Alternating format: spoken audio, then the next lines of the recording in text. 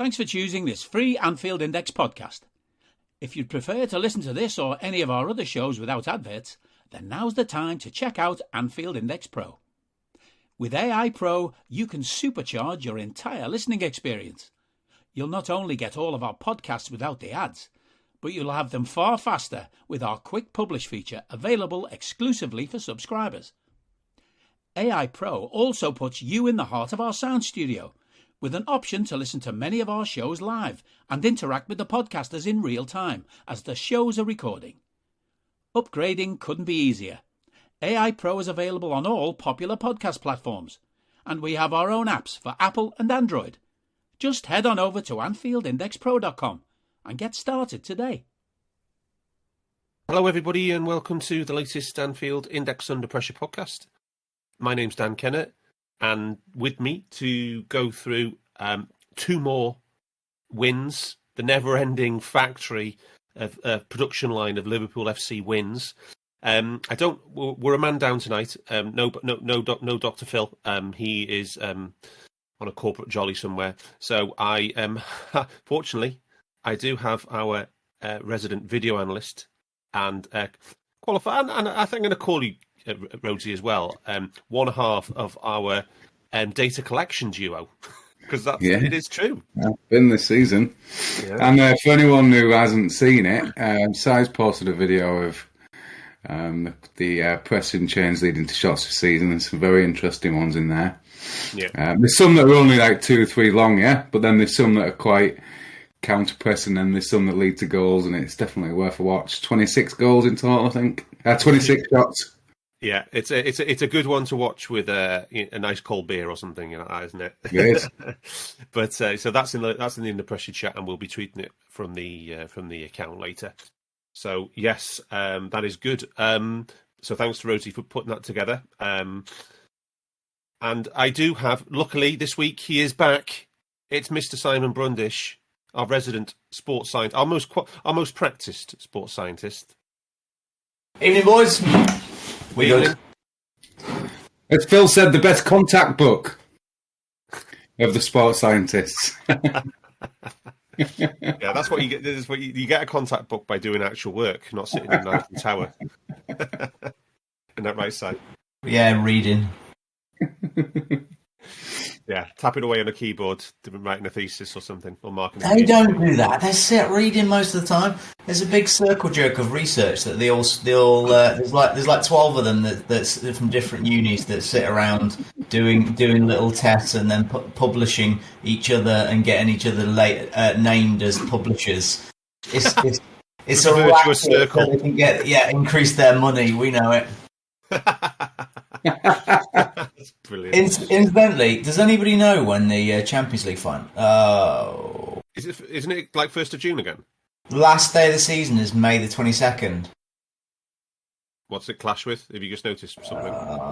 Yeah, we just got in the cup final yesterday. Oh well. And this is Derby Ladies, yeah? Yeah. Oh, well done, mate. Well done. That's a long gap between the semi-final and the final. It's women's football, dude. You've no idea how shitty it is. Oh, well, okay. And that's one for a different podcast. But on this podcast, we are going to talk, firstly, about Liverpool 2, Norwich 1 in the 5th round of the FA Cup. I'm guessing, Si, the biggest story about this match was the rotation. 10 changes.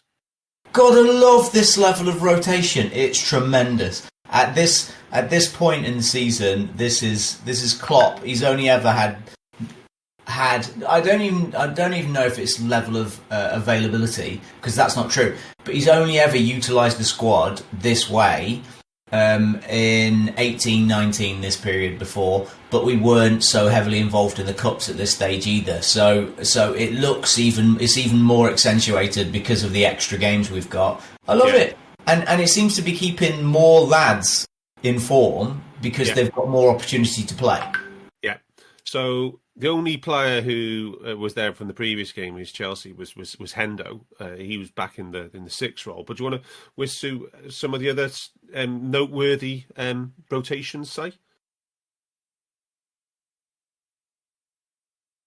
So Trent got the night off, obviously. Yeah, sorry. So the fullbacks obviously got. Well, we rotated throughout the season, throughout the whole team, really, didn't we? It was just Hendo that got the. He is on minutes, so he was gradually increasing his chronic load. I expect him to play, and the lads from the outside. So CJ, who hadn't played for. Let me get that sheet up. CJ had been kind of locked out for a while, hadn't he? So he hadn't played for. Let's see. He played the last two midweek games with played once in 3 weeks, and then it's that level of rotation. He's finally kind of getting himself in, and then Ox came out of nowhere as well, didn't he? Yeah, played like full 95. Yeah, just run him into the ground. After, because we got kind of mitigation of the 129 minutes on the previous Sunday, hadn't we, to kind of make up for. And then Jota's in to increase his chronic load and give him some game time. Yeah, try and find him a little bit of rhythm, which he seems to be off a little bit at the moment. Yeah. And then the two Mickey Mouse Cup lads come straight in, don't they? Because they had their places taken as we get further and further into the competition, and Divvy and Taki were back at it. Yeah, yeah, and just because obviously it's 5 subs in the FA Cup, so obviously the Hendo one on the hour was pre-planned, for Morton coming on, yeah. So the only one which would have been unplanned would have been the Elliott sub, Elliott for Jones, that might have been planned for later in the match, but not exactly that. Yeah. And then the other 3 subs, though, I thought were surprisingly late, 84 minutes. So, that was a bit. I thought they might have been used a little bit before. But were you happy with that generally, and how we rotated the squad in the game as well? Yeah, I think 70, 80 minutes doesn't really make a lot of difference to game time. It's an extra couple of sprints at the end of a game that you see them on the pitch when all the fans have gone. Yeah, it was just really about I'd imagine, because the game was still so tight, it was actually in the balance a little bit. So I think that's what that changed the options of subs, or the timing of subs, more than anything. Yeah. Are we surprised to see Kelleher not get the run out again for the domestic cup? Ali, he doesn't tend to miss 2 games in a row, and they want to. Yeah, I just think they wanted to keep him ticking over, which is why he got the game in semi-final, wasn't he, in the Caribou? I think it's got nothing to do with the cups. If in normal situation, if it was league and then cup, he would have had the game off. But they wanted to make sure he was in form. Yeah, so we'll probably expect to see Kelleher for the quarterfinal. I would expect that this is his competition. Yeah, I expect he gets all of the cup games. Nicely done. And Rhodesy, 4th time we played Norwich this season. Yeah, it wasn't quite as comfortable as some of the others. You wouldn't expect it to be with 10 changes, would you? No. And Norwich pretty much played a very similar team to the team that played at Anfield recently in the league. How did it look in the numbers? Well, we've got very limited numbers, as we always do, especially with the early rounds of the domestic cups. 17 shots to 7, 4 shots on target to 2, so down on his season numbers. 11 corners to 1. We did score from 1. It wasn't quite an assist for Robbo, but the second Minamino goal comes from a corner. 2 big chances to 1. I'm not sure, looking at the Y-Scout XG values, which ones.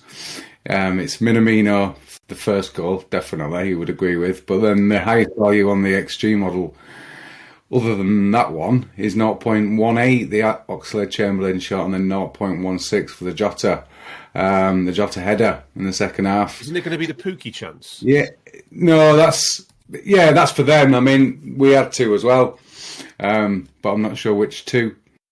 Oh no, they've given it to they've given it to Jota. Looking on who scored, they've given it to Jota. 69 minutes. That's the header. Yeah, and Norwich one is Josh Sargent just before that.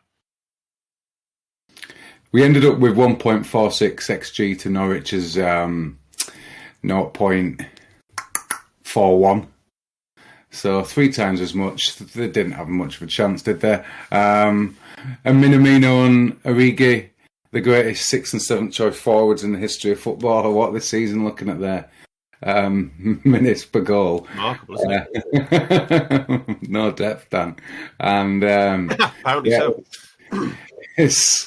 They just keep doing it. I guess they have to if they want to. If they even want to play in these cups, because there's plenty of competition now. We created 0.91 of their XG down the left, only 0.22 down the right, and then the rest down the middle. And we barely conceded any anyway. Just their big chance came from the right. So yeah, not much stats. It's a game that I think we probably will forget, although that Minamino second goal was quite the strike. He added, interestingly, on the Y Scout post-shot XG, it went from a 0.12 chance to a 0.62 chance. Oh, so that is wow. both of his goals added value to the shot, post-shot. So yeah, very impressive. Yeah, he is. He's just a good finisher. He really is a neat and tidy finisher. And they always say that is the hardest skill in football is putting the ball in the back of the net. But aye. So, Si, it was. We're not going to spend too long on this game. I mean, I guess the main talking point is Minamino. Is probably his most influential game for Liverpool. Fair comment, Si? Probably. I'm the wrong person to talk about these things because he only has influential games in the Mickey Mouse Cups, and I don't take any notice of them. I barely even watch.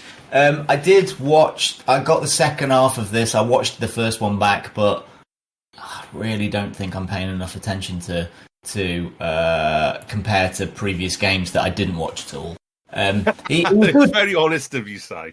He was good. He did all right. I honestly, even for the cup final, right, I was excited for the lads and the girls who got to go to the game. I was excited that we got to win. It was enthralling when we were there, and then I forgot about it instantly. So I just can't. You are consistent on this, Si. You have been incredibly consistent for years. I've been to cup finals. I still like. It's the occasion, you know. It's nice. It's a nice day out and everything. It's like going to Alton Towers or something. But it's not part of the legacy. I couldn't care less about that nonsense. I still, my first thought is always the same as watching internationals. I hope our lads don't get injured for the proper games. And so that's not, you know, it's not a fair way to objectively analyse these lads in these performances. That if you look at you were just mentioning the minutes, the goals and assists for them this season, and their ridiculous numbers, which they are ridiculous numbers. We've got 5 lads with scoring a goal or assist less than every 100 minutes, or better than every 100 minutes. Yeah, which is absurd, absolutely absurd. Yeah. But that being said, we had one last season. Well, 2 things. Can you name the 5? This season? This season, 5 lads under 100 minutes. Origi and Minamino. Yeah. Salah. Yeah. Jota Mane. No, not Mane. Not Mane. Not Jota either. Bobby. No. Is Jota not in there either? Not Bobby's either. Bobby's at 102. Okay. No. Diogo is in there. Diogo's at 91. So we got Diogo, Divi, and Taki. Mo is number 4. Bobby's at 102, so not him. Mane's 123. It's not something like Kai Gordon, is it?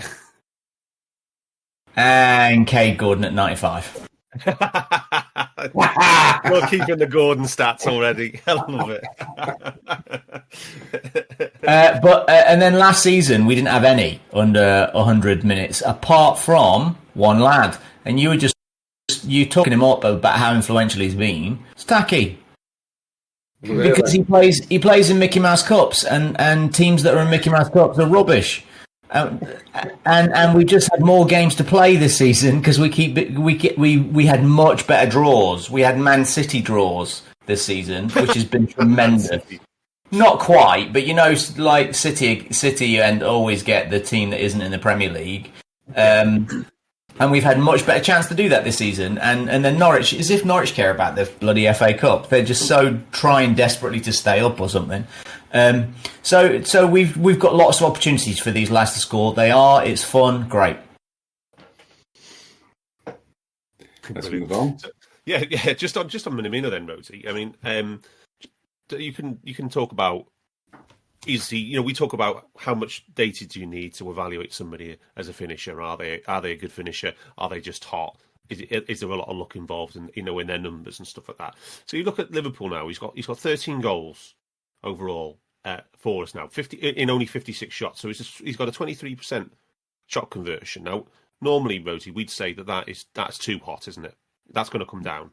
Yeah, anything above 1 in 5, you say, is a bit hot and tends to regress. But if you can stay around the 19-20 mark for a decent period of minutes, more than that, I'd say more than 3,000 minutes, then I'd say you're up there with the elite finishers, because it's hard to do that. Looking at his career numbers, though, Rhodesy, on FBref, so for Salzburg over 6 seasons, his shot conversion was 17%. And in the Europa League over 4 seasons, it's 21%. So maybe he is a 20% finisher. Well, that shot, I know it's only against Norwich, but we've seen him score goals in the Premier League that have been good finishers. He's clear. It'd be interesting to go and have a look at his post-shot numbers on Wyscout and see how much value he has added, because he does, as Lubo's just mentioned it in the group. He's an excellent finish. His technique's really good. That second goal, especially, you can see that. He's not lashing it. There's a technique to it. I always remember the one he scored against Palace. Different kinds of finishes as well. Chips and blasts and curlers. He seems to have it. So, Rhodesy, do you remember the one he scored against Palace in the 7-0, the opening goal? Yeah. It was a lovely finish. He just made half a yard for himself in the and sent the keeper the wrong way and stuck it in the opposite corner. It was a great goal. Didn't he score 2 that game and then didn't play again for about 3 months? I don't know. a lot of weird. Exactly what happened. He went to Southampton, isn't he? Yeah. But he didn't play for 5 games. He didn't score, and then he sold him and then he loaned him to Southampton. That was it. Yeah, even at Southampton, he had a 15% conversion.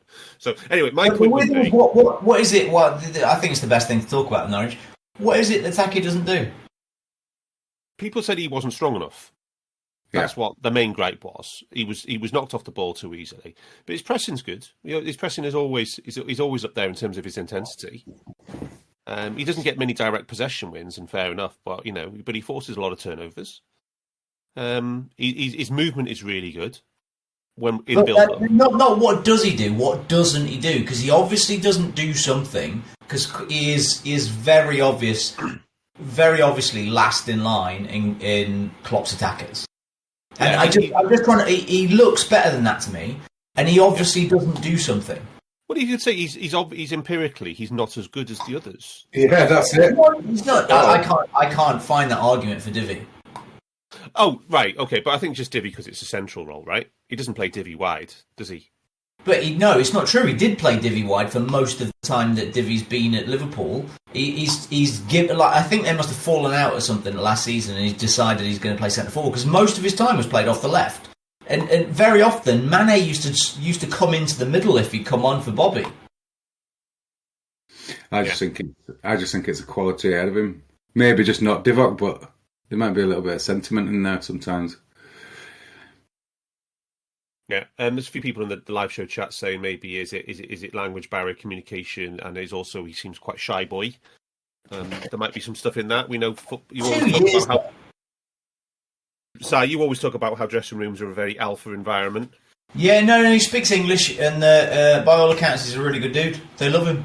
But he is a really good dude. He's a really smart, tactical player. Like he's always in the right position. If you take a 100-foot view of the pitch, he's always tactically in the right spot. It's from my perspective, I wonder if he makes the right pass. But that's stuff that we would have scouted. So we bought him for a reason. I'm not sure what the thing is that he doesn't do that we expected him to. Like somebody said, speed. Like you'd know that before he comes in. Yeah. So I'm really not sure of the thing that he is missing. I like him. He does all right. He's a very tidy player. I wasn't sure who he was when we bought him, whether he was a player that we wanted or anything. Maybe it was just because it was $7.5 million. And it was no loss. You know, it was no biggie if it didn't work, or it could have been amazing if we sold him now. We get a lot more than $7.5 million for him. You think? I think the prices have dropped. Like not just for him. I just think prices across the board now. Everyone's talking 50 million. When 2 years ago people were talking in the hundreds for everybody. Like bloody Harry Maguire, he'd get £12.50. But that's different though, because he's I'd pay 20 million for Taki. Yeah. Anyway, so question for you then, Si.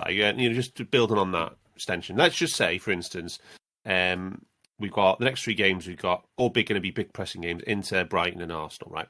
Say, for example, we go to Arsenal in a week's time, and he puts Taki in the front 3 alongside, say, Diaz and Salah, right? Would you have any qualms about seeing that front 3 with Minamino in it for a game like that? Not at all. No, I felt really. I thought that he would be great as a 9, facilitating the 2 around him, and he's just never had that opportunity. I think he's played 40 minutes of his entire Liverpool career with Sadio and Salah. Yeah. And that seemed to me, to us, when we bought him, that he was going to be Bobby's understudy. Yeah. And he's just never he's never had the chance to do it, and I don't know it, because Mane's kind of got a little bit better at doing that, but I'm still not convinced by him playing that in the false 9. So I don't know. Like I'm fine with using him up for minutes against the Dross. Yeah. Yeah, but my question, that's why I picked Arsenal, because they're in the top 4 now. They are improving. I would just say, but I would have no problems with that lineup either, for example. So no, yeah, it's when you have to put, exactly, if you put Divi and Origi in the Premier League team against Arsenal, that's the point. Divi and Taki, yeah, God, no, you can't do that. If both of them in the front 3 and then only one of the other guys, then you're suddenly thinking, okay, is that a step too far now? But yeah, okay, right. You've already mentioned the second goal, Rosie. It was absolutely it was a Galazzo, wasn't it? It was, like I said earlier, corner. Obviously doesn't get an assist. Another set-piece goal. Gets a flick on from the Norwich player, controlled perfectly, and it's basically times the XG value by 5. That's how much quality was in the shot. Keeper had no chance. I didn't even know it had gone in. I thought it hit side netting until he just peels off to the corner. Yeah. Just one thing I wanted to ask you about, Rhodesy, because we early in the year after the Chelsea game, we did a bit about freaky long range goals going in, low percentage efforts. Yeah. And I said, well, I don't think we'll score another one for the rest. We'll concede another one for the rest of the season. And then Norwich do it to us twice in 2 games at Anfield, right? So the Rashika, what have you got a value for the it wasn't Josh Sargent, was it? Who scored for them? Rupp. Yeah, I can find it. It was Lucas Rupp. 0.03. Okay, chance. And it was turned into a big chance, not 0.29 on the post shot. So a tough one to save. The Rupp chance, the Rupp goal. Where did he stick it? I can't remember that. I thought it was impossible to save. It was a big deflection. It was going the opposite side. I thought so. Hang on. Are we talking about the Rashika goal in the league a few weeks back? Because that was a deflection as well. No. Yeah, deflection. Oh, this was deflected as well. Okay. Yeah. Fair enough. I must have missed that. 0.03. Yeah. I wasn't sure it got a deflection side, but either way. I told you paid more attention than me. Yeah, Rashika's was a 2% chance as well, but that was massive deflection, wasn't it, off somebody? Yeah. Was it off Matip? But also, I think we'll come on to it during the West Ham game. We have gone a portion of big chances now without conceding. So yeah. It's just because we'll come on to it in a minute with the West Ham game, but the distribution of our goals conceded versus our XG is bizarre this season, because it must be now about 8 goals, which are about 3% chances or less, and the opposition continue to miss big ones against us, Rhodesy. It's just really, really nuts. The randomness of finishing. Yes. Right. Anything else on Norwich, chaps? Nope. Right. So now, West Ham. Before we actually start talking about the game, I want to talk about the day before the West Ham game, because I logged onto Twitter and there was a meltdown going on. I wondered what was going on first. Everybody was just crying about stuff, and it turns out Klopp had said, being quite forthcoming, I think, in his press conference about injuries, and there was rumours that Keita was injured again. Obviously, Firmino and Thiago were injured, and then Jones was out, and somebody else was out as well. Was it? No, it wasn't Jota. Who was it? Can you remember, Rhodesy? There was Matip. Yeah, Matip was ill as well. And then Keita ends up starting the match, and Jones ends up coming in as sub, and now we hear today that Firmino, Matip and Thiago were all back in training. So what was going on there, Si? Was Klopp just unusually candid for once?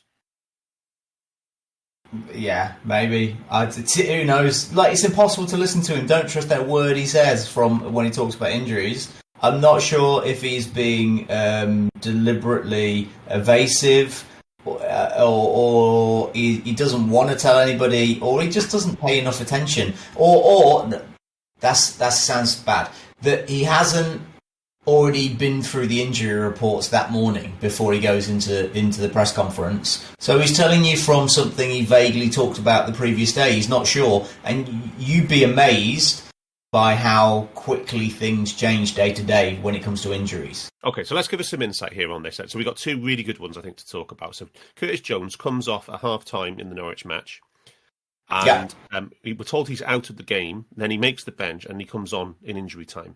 So what was the progression of the Jones injury from day to day, and how did he end up coming on the pitch? So if you get that, it depends where it is, but just the example, right? If you got a little bit of muscle soreness in the upper hip, so in the crease, basically at the lowest part of your pelvis leg, right? It could be one of 8 different muscle strains you've got in there. It might just be muscle soreness. It feels very, very similar, and it's a really active set of muscles that you use for running and for kicking a football. Yeah. So if you have one of those, everybody's different. So if you grade pain out of 10, and you have nobody's going to play with pain right now unless it's essential, because we've got so many midfielders. So if you have a 3, and you have a 3 in training for 3 days, so you're getting massage, you're getting just rehab, and it's not getting better day on day. And is that a subjective viewpoint with the player telling him? 100% subjective. It's absolutely subjective. Yeah. And then, so he could have a 3, but given the exact same injury, James Milner might not even tell anybody about it at all. Right. Right? And then you might get somebody else that has an 8 when they've got the exact same injury. And then, it can really quickly go from a 3 to, on the 4th day or the 5th day, to a 1 and to a nothing, because it was just muscle sore in the first place, or it's a really small injury that just felt uncomfortable when kicking, and you can't feel it day to day, and then you give it enough rest, then 3 or 4 days, and suddenly it feels better, and you feel fine, you're good to go, you test it, nothing happens, they drop you into full day of training, and you're fit to play. And nobody was lying, it's just that you think it's one thing, it might not be, you're never quite entirely sure exactly what it is, and then it's fine. Okay. So, do you think Ronaldo's hip flexor went from a 1 to a 10 when he found out he wasn't playing? So. Yeah, I think his ego fell on it.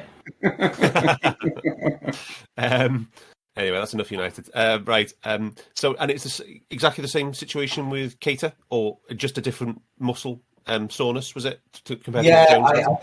I think people are a little bit wary with some players more than others. That's all. And so you know, like I'm going to say Studge, but Studge is just the example, not because of his injury history, just because everybody's heard the story of Studge needed an extra day of rest because he's a fast twitch player. Fast twitch players very often take an extra day of rest, unless you call Mane and Salah. And Keita falls into that bracket. And so they just were a little bit careful with him, and he was fine. That's all. Yeah, it's mad. And then he ends up starting the game. So, well, a lot of times, it's just been read into by the press. That's all. They might have seen who was in training one day and go, "Oh, right, so he's missed training. That means he's injured because it's a certain player." When it was planned all along. Okay. And let's say at this point in the season, do you know we talked 3 weeks ago about how accurate the fatigue index was because there was no training. Right, we went through a period of 2 weeks where there was lots of training. Now we're back to a period where everyone's balls out, playing every 3.5 days. Right, so over the course of this block of games, the training sessions that each player is going to miss, alongside the game time that they've got and are going to miss, is all planned out already. So let's say next Wednesday somebody is going to play, but then somebody's not going to train for the 2 days before that to mitigate load. It's already planned out, and there are going to be players that miss training deliberately. Yeah, and the press won't just know about that. They'll just think, "Oh, so-and-so's got a knock." Yeah, exactly. They just think they've got a knock. Yeah. Okay, so let's talk about the lineup then, Si. Obviously, another 9 changes from the Norwich game, but only 2 changes from the cup final. So Alisson was back, and it was Konate in for Matip, who had a cold or something like that, I believe, not COVID. Upper respiratory thing, and then that's the first team other than Thiago, obviously. But you can kind of interchange for your most expensive midfielder, and then it's Jota and Diaz, isn't it? That's the discussion: is you playing Jota or Diaz? Or Mane, possibly, yeah. Or Mo. Is Mo actually going to have to be rotated at some point, say? Not at all. I don't think anybody's going to be. I don't think any of the front three need rotating out of games at all. I think they can. I'll be surprised if they're getting deliberately rotated. So you are the Mo Salah's biggest fan in the world. Is he slightly fatigued at this point? Does he need something? Because his performance wasn't his normal world class, or was it just one of those games? I don't think it was anything physical. He was never not in the position. He was never making runs. He wasn't tired. You always say it's mental, the first thing to go. Your touch. I don't think there was anything wrong with his touch. He just missed. Well, he just had the as we get to the opening chance, he just had it saved. And if that had gone in, he'd probably scored 3. And that didn't go in, and then the rest of the frustration that everybody else got as well during the game, which is really, really interesting if you take out context of who each player is, right, and just look at this game. One player is being absolutely lauded, and one player is being relatively vilified, and they both had 4 block shots from stupid places. One of them created a really good chance. One of them didn't because he had a stupid shot. And like the context of the game makes such a big difference for the narrative. Mo didn't have a great game by his standards at all. And he obviously, he's had it before. He got visibly frustrated. But if you actually, I was upset, it's not the right word. I was a little bit worried by the middle of the second half. But on watching the game back, I see why he was frustrated, because he made 4 really good runs where he should have been put in, and he didn't get passed to. So I think what happened was, well, I'm just going to do it on my own then. Yeah. So just one of those days. There are reasons behind this stuff, and I don't think it's got anything to do with fatigue, is what I'm saying. Okay, good. That's put my mind at rest. I just wanted to, because we did that ridiculous stat where he played during AFCON, wasn't it? Didn't he play over 1,000 minutes in a 7-match tournament? Yeah, not quite, but it was an absurd amount. I don't have that right in front. But yeah, it was definitely over 900 minutes, wasn't it? Yeah, yeah. Nuts. Since he arrived, since he came to Liverpool, he's played nearly 1,000 minutes more than anybody else for Liverpool. Yeah, it's madness. Aye, okay. So the outcome of that is that he is fine to play the rest of the season. Is what I'm alluding to. Yeah. Okay, good news. And then big news for West Ham, obviously, Si, was no Declan Rice. First minute of the Premier League season he has missed. Talking about players who were always available, but it was Declan Rice until this game. Yeah, it's right. And the thing that it made them do differently was really, really interesting, I thought. And I put immediately in the group, if you remember, that it's going to be interesting to see how they build, because he is the connection between the back and the front. Right.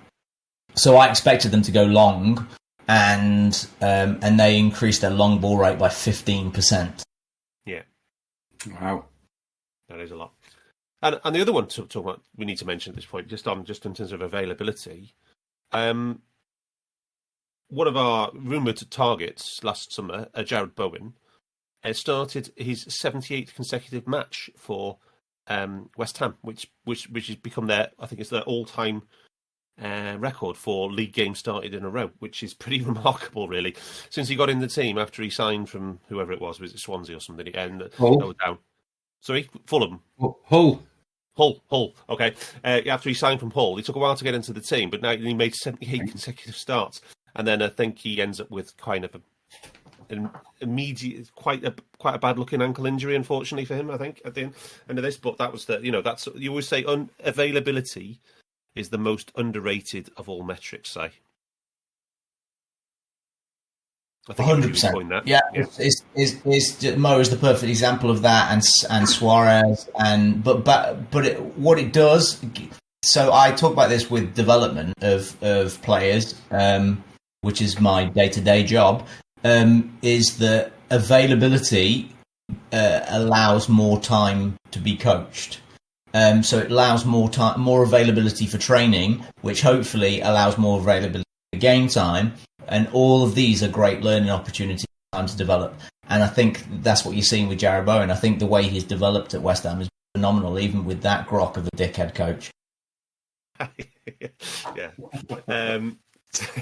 But I just wonder about Rhodesy, whether maybe that's one of the things that when he was linked last summer we didn't necessarily pick up on, was his availability. But that's 78 games in a row. I didn't know that. I didn't know that stat was in the making. Yeah, impressive, isn't it? Mm. Yeah. Anyway, okay, so let's talk about other stats, Rhodesy. Let's talk about the match stats.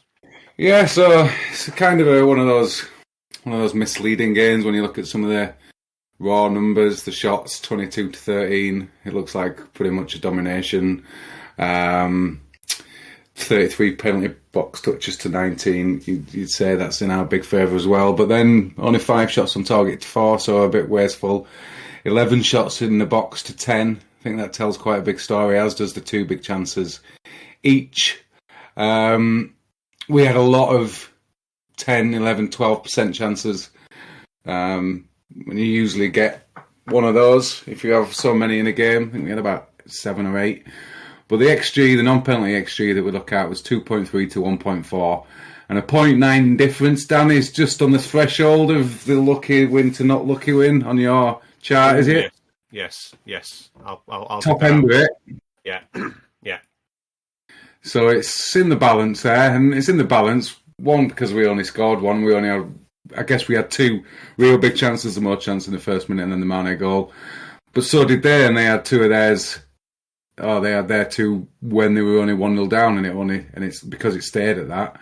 There's always a chance of losing points there. So it was a close game. The XG models ranged from 2.5. StatsBomb had us at, compared to Opta as it's 2.04. So a little bit of a big difference there. Most of them agreed on West Ham's numbers.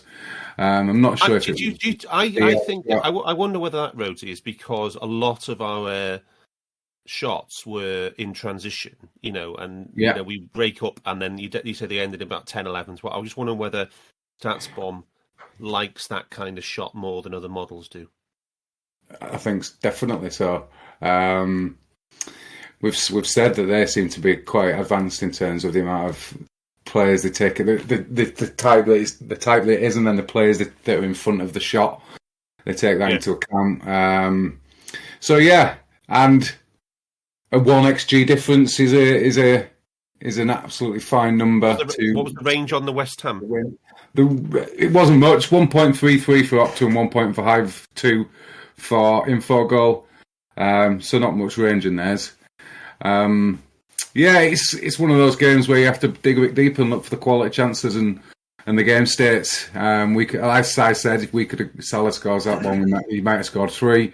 We did go 1-0 up with the Mane chance. We didn't have much after that, but we did have lots of, bang average shots, which are 10-1 shots.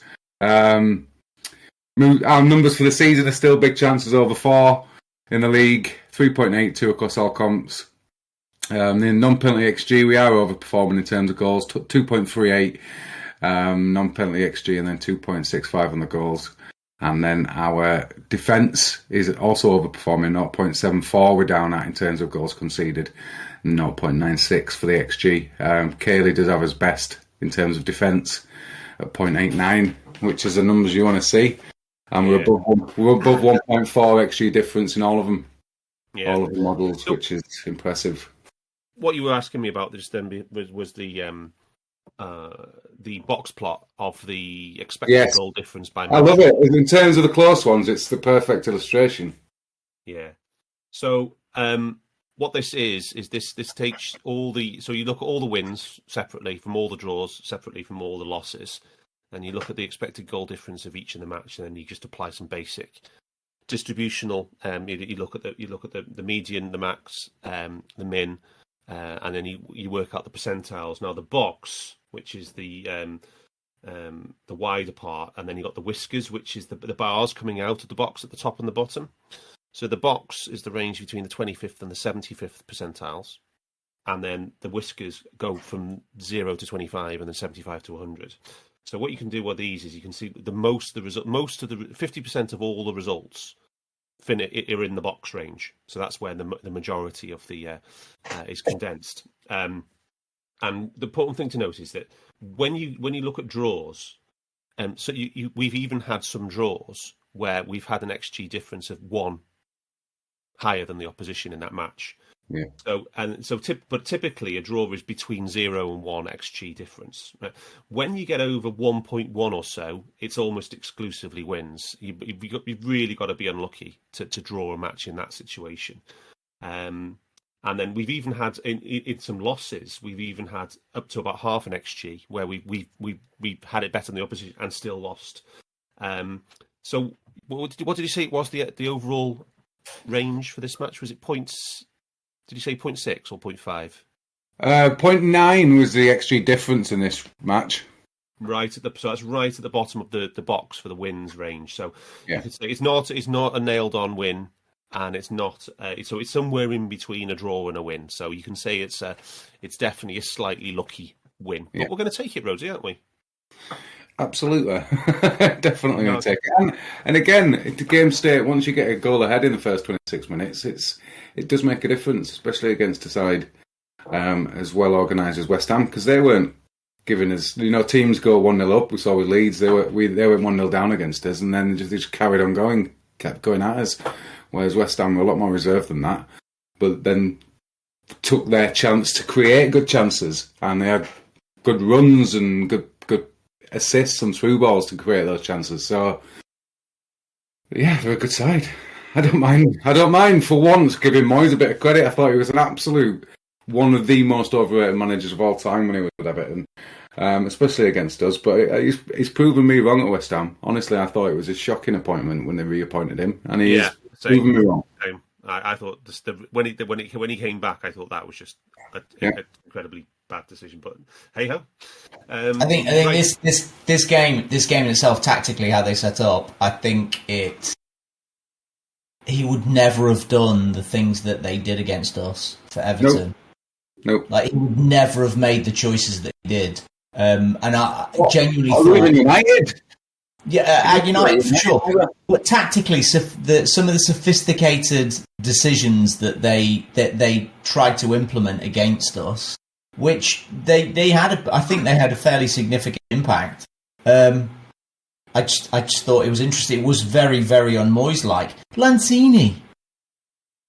He's like 3'7", and he is David Silva. He's a 3'7", skillful dribbling playmaker that plays in England. The best you're ever going to get off him is playing inverted winger.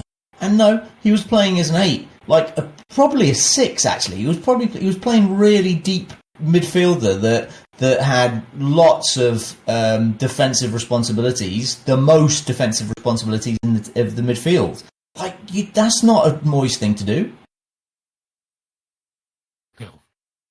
No. He played a Spanish attacker as basically Fabinho's man marker. Instead of Souček. The way he used Souček was it was un-Fellaini-like. Yeah, so I thought he did a really good job. Nice. Right. So let's talk about the start of the game, Si. The absolute amazing ball from Trent in the first minute. Quick thinking, beyond belief, isn't it, Si? That boy. I think he was being screamed at the time, but yeah. If you watch, I think there are 4 replays of it, and the last one that zoomed out, and you can see the whole pitch. Everybody stopped. There's Mo Salah. He makes 15-yard run. He's 15 yards deeper than the back line, and he makes a run 5 yards in. Then Trent puts his hand on the ball and slams it in behind. Lovely pass. But it was not the pass that led to the run. It was the run that led to the pass. And he just had the talent to find him. Yeah, we exactly that. We're really lucky that we have both of those things in the same on the pitch at the same time, and with the right people in the right spots. It was a little bit unfortunate with how it bobbled a little bit. How you can control that ball at that running speed while it's bouncing at shin height is kind of remarkable. And he still managed to get the ball into the right spot so he could have the shot that he wanted to. Just keep saved it. Just clipped his knee, didn't it? Look, yeah. Shin, knee. Yeah. But after that, I mean, it was pretty much the pattern of play was West Ham continued trying to get Antonio in down the inside left channel behind Konate, and us trying to basically counter them and build, and we had a few shots inside the area, but nothing. It was always men around the shooter. How did you see the tactical battle in that opening segment? We interchange play too little. We switch play a little bit too little, and we got a little bit too clogged up in giving Mo the ball.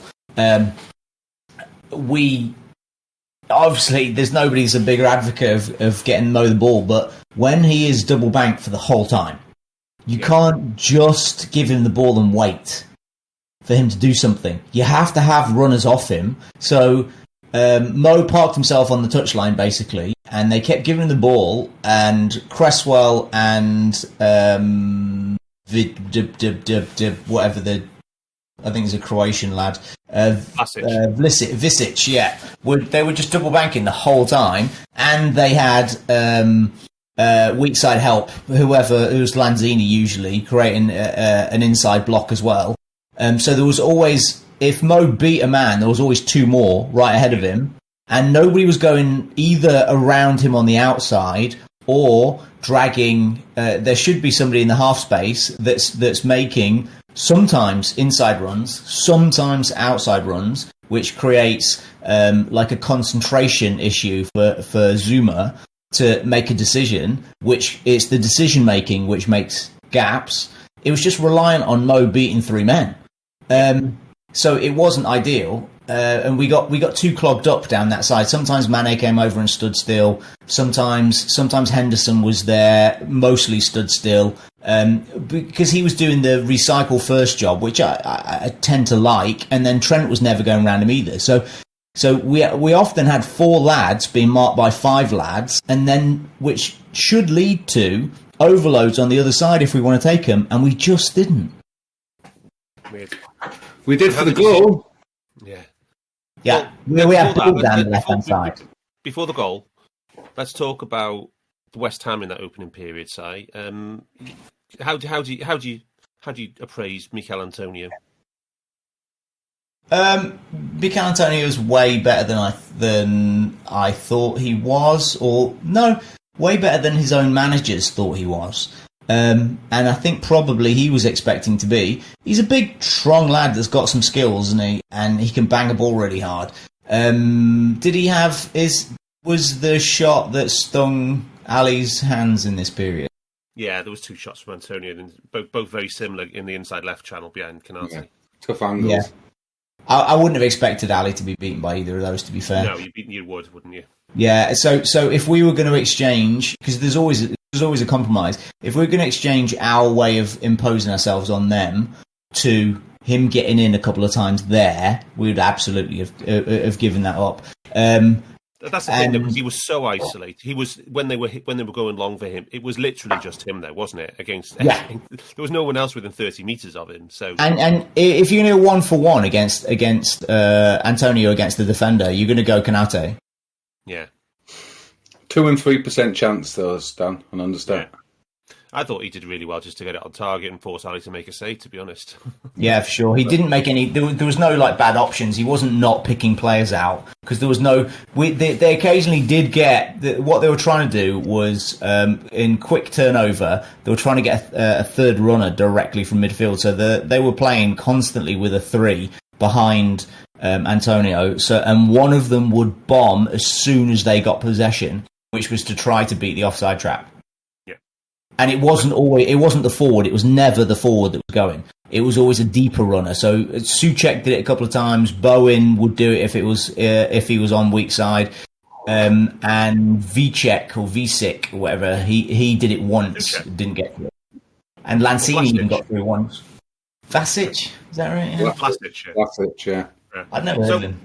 Rhodesy, but it's a bit of a tight opening, but we score a really nice goal to break it open. It is, and I think this is what everything that Si was saying we weren't doing in that first half an hour before this goal. This is like a passing move through the middle, then it goes down the left. They work it. They see that there's no space. West Ham defending well, so we make come back across the middle. Naby plays a lovely floated pass over the kind of floated. It's not a through ball because he didn't take out that time, but yeah, it's a lovely pass. It has to be perfect, and then it gives Trent the chance to cut it across. Mane makes a tight run off the back of the last defender, and he gets a 0.68 big chance tap in. Yeah, lots of boiled piss about this offside. Yeah. It was, but they've. It was the only. I'm not going to spend too long on this. The only thing I want to say is that since last season, they have increased the margin of error now. So they used to draw the lines, but now there has to be daylight between the lines. If the lines touch, it's onside. Yeah. At least we know where we stand a bit more. Yeah. So there is more of a margin of error than there was last season. It'll be interesting to see how the automated technology works when that finally comes. Is it next season they're talking about that, Rose? Or the season yeah, after? It's either next season or halfway through it. It looks much better because it gives you the like a piece of glass goes down the line so you can see which bits are over, as opposed to the shaded line like they have now. So it does look like it will be a little bit better or a little bit more illustrative for the viewer. But yeah, doesn't mean you're going to use it, right? Does it? Do we know if the Premier League are taking it next season, or is it going to be piloted somewhere else? Si's more likely to know, but I thought it was halfway through the season. Someone else probably knows in the chat. Okay. Okay. I didn't think it was offside. It was a shot, and I actually thought it was brilliant from Mane. If you zoom back 5 seconds, he was offside, and he and Bobby, to be fair, have a propensity for wandering back. And he didn't. He looked back. He took like 4 really quick steps to get back on side. And then he anticipated that there was going to be a shot or a cross. And he darted. He already made that move when Trent made contact with the ball. And thankfully he shanked it wide enough for Mane to him. So you don't think it was a deliberate pass from Trent? Oh, no, not at all. You think it was lucky assist this time? Yeah, great. Okay, all right, okay. Just not too much in the pressing in this match, Rhodesy. The moderate number, 145. The Papa chart was at the bottom of the red zone for most of the match. Possession was decent, but a lot of that was turnovers. West Ham just hoofing it long, going on a turnover ball, and picking it right deep in our own half. Got 0.2 xG from pressing on 3 shots, so it's quite low chances there. One really nice one was the one in the second half for Naby Keita presses Suchek, I think, and it ends at the Diaz one. I thought that was in Rhodesy, the Diaz one where he shapes up and inside the far post. So did I. Yeah, and it was just wide, but that was the best one from press. But that was only a 9% chance. So, but the only thing I wanted to say on the pressing stories was that there was a very controlled press from us in midfield, particularly from Henderson and Keita, Rhodesy. The two of them together working well and very disciplined. Gags called it. Well, I was quite critical of Henderson in the cup final just because he had the highest volume again, but had 3 failed passes leading to shots. Whereas in this one, he didn't have any, did he, Dan? So there's a difference. There's your controlled press. There's your not. They were the top 2. Henderson 31, Keita 23. Keita's 96% efficient. Nothing spectacular. Not huge numbers, not massive numbers of possession wins, anything, but just good, disciplined pressing in a system. Which is, again, what you probably need against when Moyes puts in creative number 6s. You do need that, especially if you're going to try and win the ball back. Also, especially when you don't have as much possession. Our Papa chart increases as the game goes on. Yeah. I think that's because we get less possession as the game goes on as well. But yeah, praise for Henderson this week for those pressing numbers. Just from looking at the raw numbers, Dan. I don't know if there's. No, I've got something I want to come on to at the end about Hendo as well.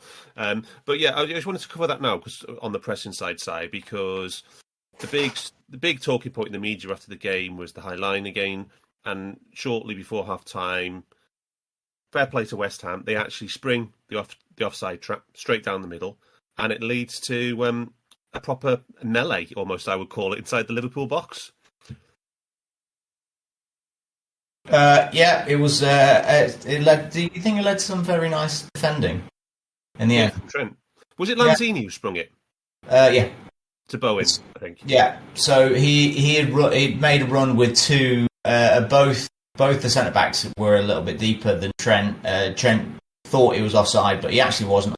I think. 4-0, wasn't it? 4-0. No, it was Vlasic, the guy that made the run. It was Lanzini pass. Yeah. It was 4-0 who had the shot, the dink over alley, and then Trent cleared it off the line. But it wasn't offside, and it was ball busting run from Trent to get all the way back. Great fullback play. And then he was ready for the second shot as well. Great. And real credit to Ali for making the initial shot, as difficult as he could have. Yeah, because that was tremendous, and he was out so fast again, wasn't he? For that. Yeah. I thought. I don't know what you guys thought. In this game, it felt like Ali was brilliant outside of the box repeatedly. And I looked at the numbers, and he wasn't. Like, the numbers just do not align with it. StatsBomb count how many touches, not how many touches, but how many defensive touches you have a keeper has outside the box, and supposedly he has none. And that's not how I remember it either. But he only actually had 8 touches outside the box, which is a decent amount for a keeper. But Ali's had 25 this season. Yeah, I find that a bit odd that he had 0 sweeper actions in this match. Yeah, I thought he was a proper sweeper like 3 or 4 times. Yeah.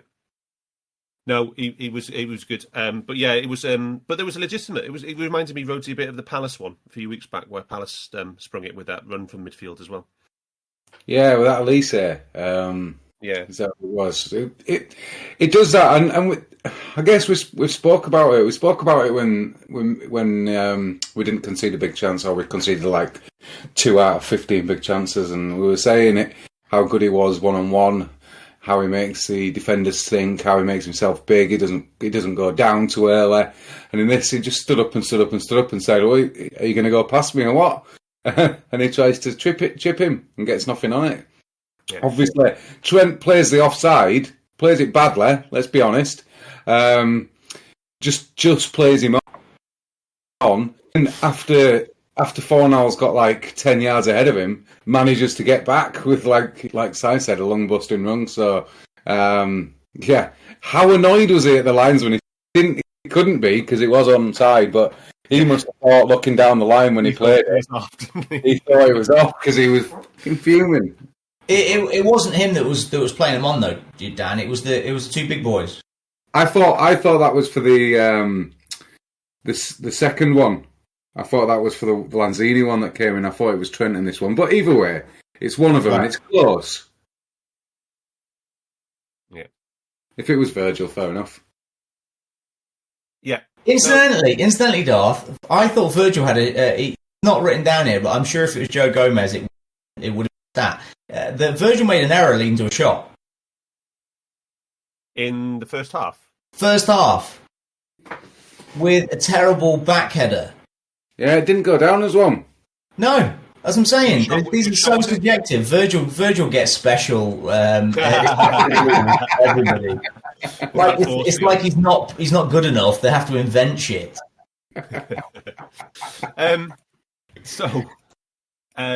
Second half, right? Talk to me about the second half side, because we didn't have a shot within 16 metres of goal. West Ham, after the 47th minute, had 2 shots, both of which one of which was definitely a big chance, and another one was a block from Antonio. So West Ham had virtually nothing, and we couldn't get anything inside the box of note. How did you see the whole tactical battle in that second half? I thought a lot of this stuff was a little bit. I don't think that's an accurate description, right? I think that Bowen going off made a huge difference because Bed Rama. Yeah, he's not great. No, it's the opposite. I thought he played really well. He was a real threat down the left-hand side, which pushed Trent back a little bit, so he was further away from our goal, so he was less of a connector. But up to the point where Bowen went off, structurally, they were in it properly, and we'd both had 11 shots at that point. They'd had 8 inside our box, we'd had 7 inside theirs. And they'd cut us open a few times that don't show up on the statistics. That they should have had a proper big chance from cutting us open down the right hand side. Lanzini had a bad touch because he'd have been through literally 1-on-1 with no defender around. So that for sure would have been a big chance, but he just didn't have a good touch. And similar to right at the end of the game, Jota and he just had 1 touch too many. Otherwise, we'd have had 2 against the goalie. Complete with nobody there. I think that we played too slowly, and they had enough chance to get their 4-4 plus Fornall's back and block up the holes down the middle, and we didn't switch enough. We had 14 switches in the game. We average usually more than 20, and only 2 of those happened after the 5th minute. We just didn't switch enough to stretch the play. We just allowed them to dictate where we were playing and hope that Diaz or Mo or somebody get in. Diaz did dribble a few times and look exciting, but often he made a bad choice once he dribbled past the first play. This is exactly what Phil said last week, wasn't it, Dom? Yeah. But that'll come in time. He's like an excitable puppy. As he plays with these boys more often, that's going to come, isn't it? Yeah, hopefully. He should have laid in more when he dribbled and got fouled on the edge of the box. That was quite an easy pass. That would have been a big chance and a goal, probably. Yeah. Mo tends to not miss two big chances in the game from that position. Yeah. So just like you said, just decision making generally. Yeah, and when we got two pullbacks from the hot zone, and both of them went behind three. One went behind three, and one went behind four players. It did. And so we created the right opportunities. We just made really silly passes. Yeah. Just in terms of the numbers, though, and the data here, the one thing there was very little of in this game was pressing chain, and I think it's sort of emblematic of the way that West Ham play against us. The longest chain we had in the match was just 4, which is nothing. And it's all little solo things, one-on-one, and a bit, especially on their fullbacks high up the pitch. But I just thought it was. I thought they defended quite well one-on-one. Considering who they're up against, say, Diaz, Salah and Mane, I thought their defenders defended actually pretty well. I thought that they defended really well, but not one-on-one because they never had to defend one. And that's what made them good defenders. So it's much easier to defend if you've got somebody behind your shoulder, one side or the other, and which will direct which way the opponent goes. So you give them a weak side where you're going to go that they don't want to go, and maybe they can. So you give them that chance, and then you've still really got somebody to come around your shoulder to go and tackle them if they knock the ball long. So the only chance they have of going past you is by literally skilling you on and keeping the ball close and getting in, and that's just so unlikely because they've got multiple players all the time because we were so slow. We didn't create. We created really 3 transition phases in the whole game, and one was the first minute, basically it was Mo's chance. One was the one we just talked about with Diaz, where he didn't make the pass, and then one was the last minute of the game with. Yeah, I'd say the one with the Keita press leading to the Diaz shot, which came when he whistled wide of the post as well. That one, yeah. But he had lots of players in the way, didn't he? Yeah, I suppose he wasn't clearing behind the defence. No, he wasn't. That's what I'm saying. We didn't get behind them. Yeah. Then there's last one at the end of the game with Jota as well. Yeah, but yeah, that's a fair point. Can we talk about the midfield in this match, Si? There was a lot of praise generally for the midfield. Bit of a weird one this, because I thought we all played well. Yet there was the underlying threat of the ball over the top, but essentially that's bypassing midfield, isn't it? And against the high line. How did you think the 3 blended? Fabinho, Thiago, and Henderson. Keita, Fabinho, Keita, and Henderson. Largely, I don't know what you guys think, but I thought that they reverted to 18-19 midfield. Do nothing stupid. Yeah, that's what Gags called it. He said it was disciplined. Yeah, do nothing stupid. So one of the problems with that is that there was no runners from midfield, which left Mo to do all of the work down one side. Yeah.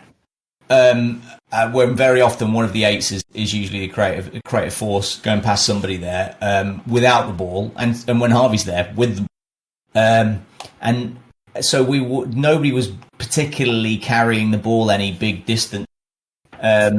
Which is how we create transition moments by the 8s dribbling the ball through midfield, which commits defenders to the ball, which creates chances further up. Yeah, they had 1 dribble each, the midfield 3, 1 each.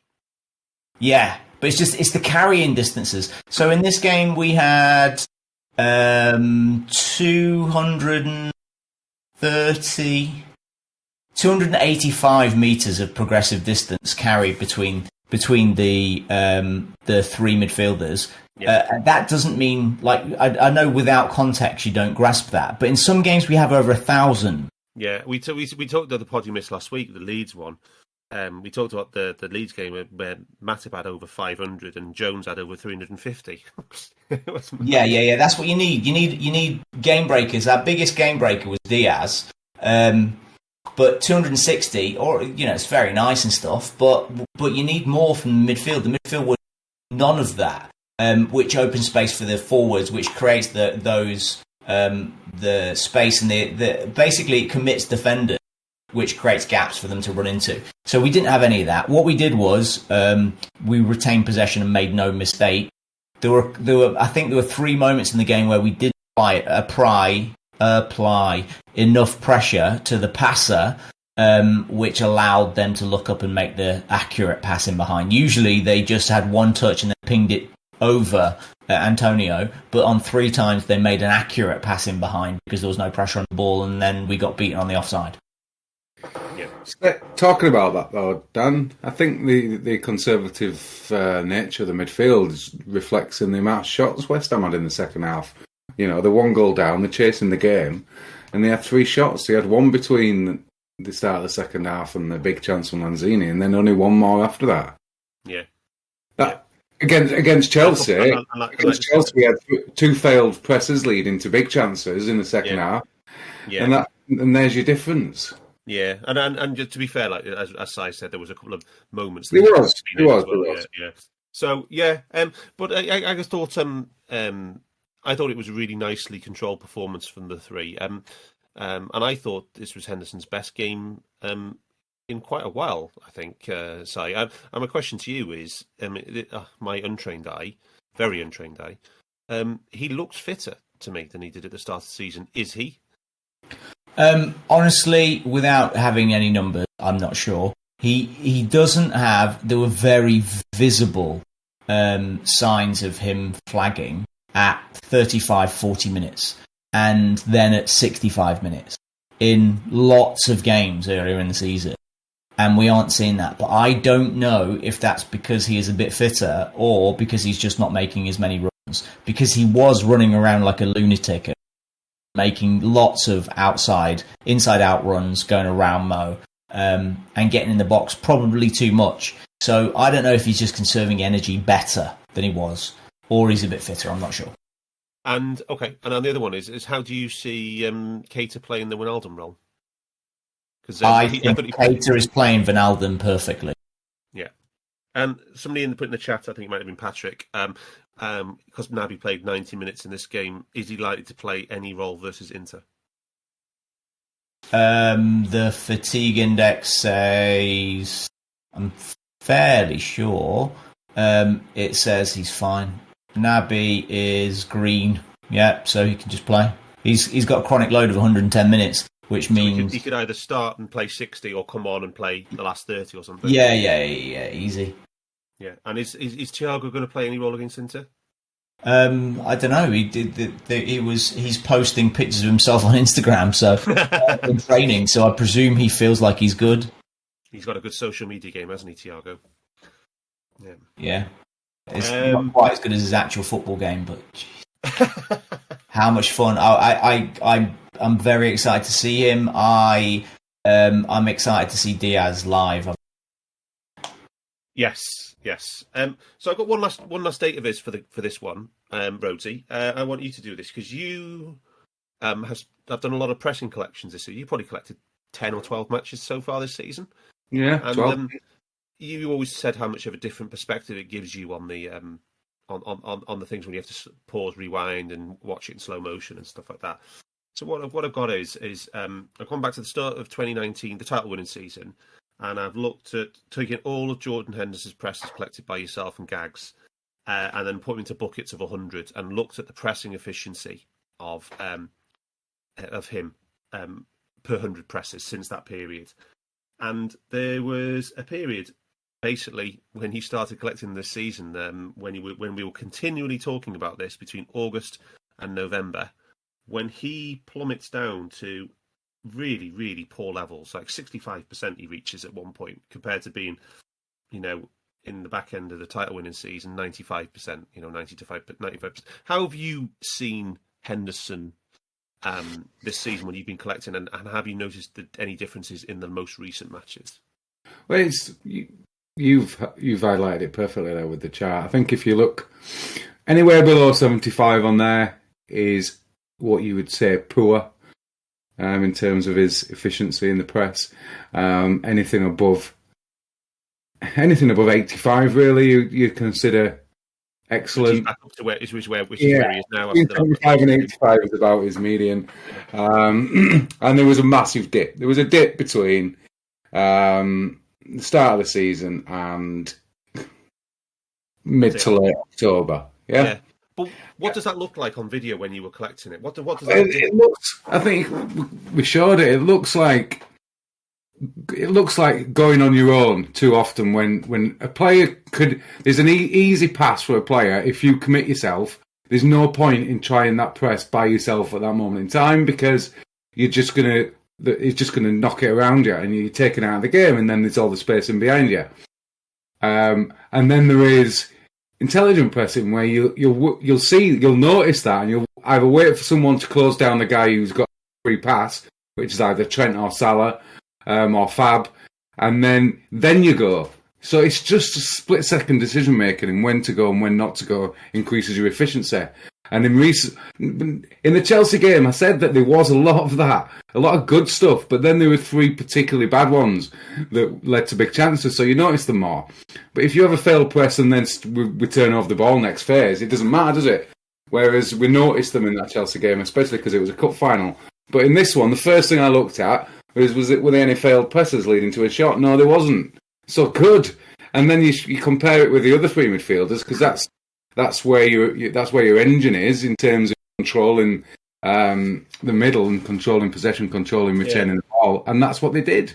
I think one of the first ones you collected was Brentford, and you were. I remember the pod. You were absolutely you were disgusted. I think he said how naive it was, and how Well, that's what ties in with what Si just said at the start of the season. He was running around like a headless chicken at times. Yeah.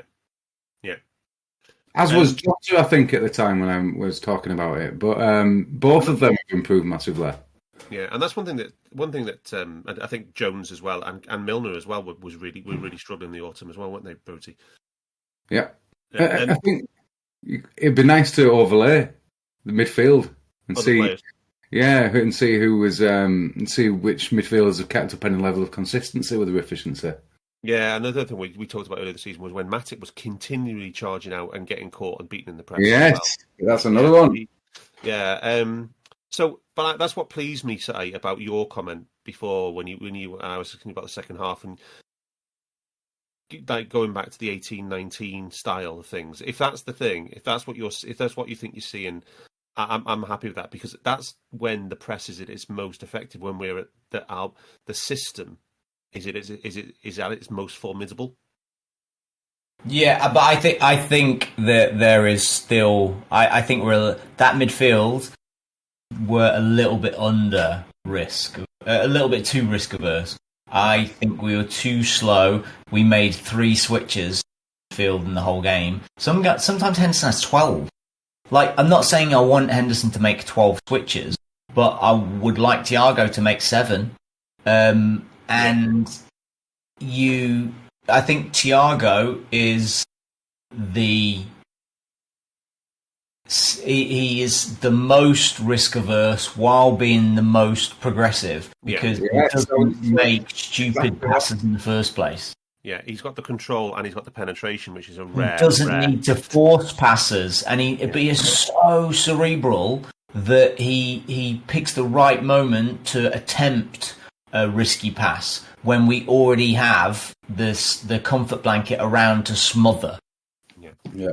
And what we weren't doing was making passes too early in the phase that we got lads literally mid-air running forward as the ball was turned over, and so that they lose a second and a half stopping and turning around to run back.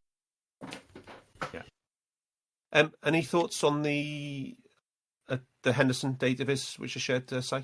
Yeah, that's great. I think it's very telling. It just emphasised what Dan said before. That it's right. It looks like this season. I would love to see how the others fit within that.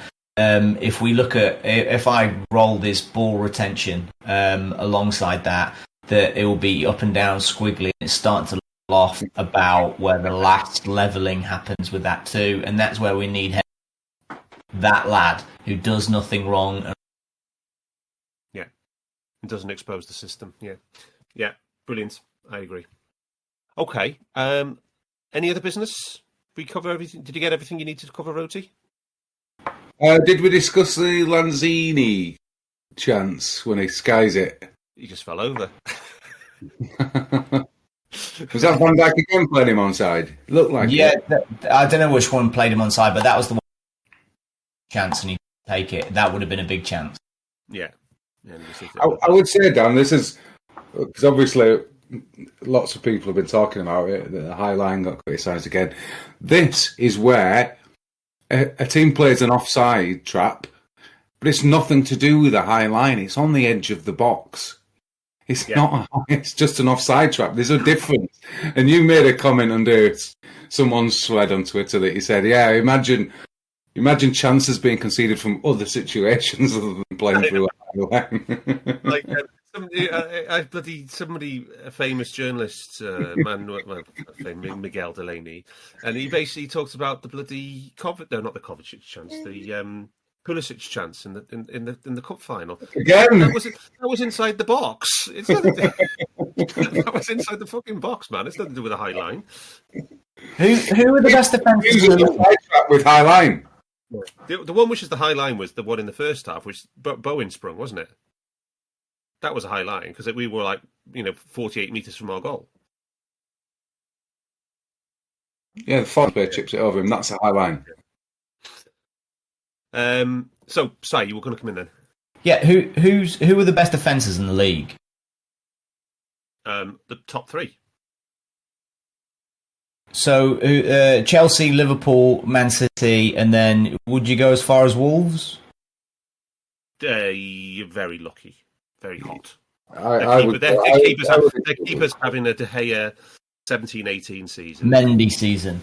But of the top 5 teams that with the highest percentage of through ball attempts per game against, it's those 5 it's those 4 with Leeds.